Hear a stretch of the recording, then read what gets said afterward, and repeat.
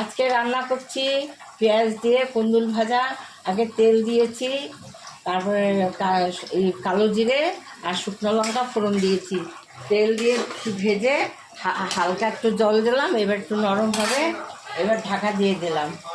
আর রান্না হবে এই আলু কেটেছি, আলু দিয়ে ইঁচড়ের তরকারি মাংসের মতন করে। আর এই যে এই আলু কেটেছি, আলু দিয়ে উচ্ছে শুক্তো হবে। আর এটা পেস্ট করে রেখেছি, এটা ঘন্ট হবে। এই দেখুন, এবার আমি এই লাড়ু খোসার ঘন্ট বানাচ্ছি। জিরে তেজপাতা ফোড়ন দিয়েছি, এর মধ্যে একটু জিরের গুঁড়ো দিয়ে দেবো, এর মধ্যে একটু জিরের গুঁড়ো দিয়ে দিলাম, তারপরে এই বাটাটা ছেড়ে দিলাম।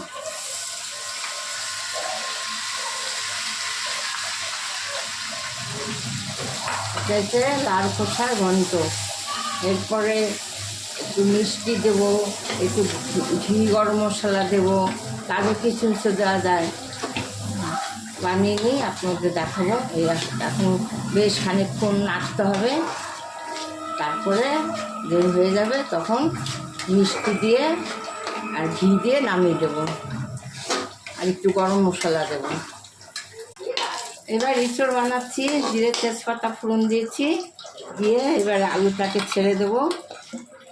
আলুটাকে ভালো করে ভাজতে হবে, ভেজে তারপরে এটা করবে। তারপরে এই যে মশলা করা আছে,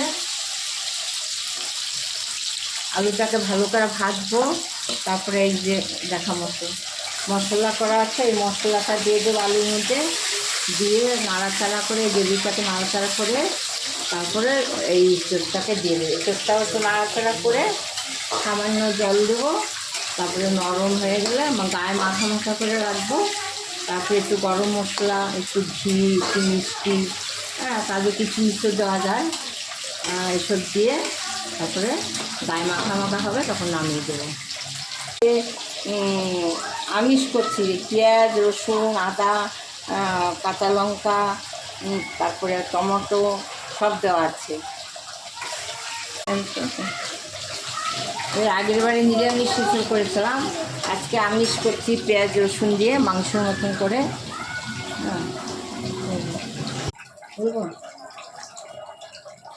এবার উচ্ছে শুক্তো করবো। যে উচ্ছে ভাজা আছে আর আলু ভাজা আছে, এর মধ্যে শুকনো লঙ্কা কালো জিরে দিয়েছি, দিয়ে এবার উচ্ছেটাকে ছেড়ে দিলাম।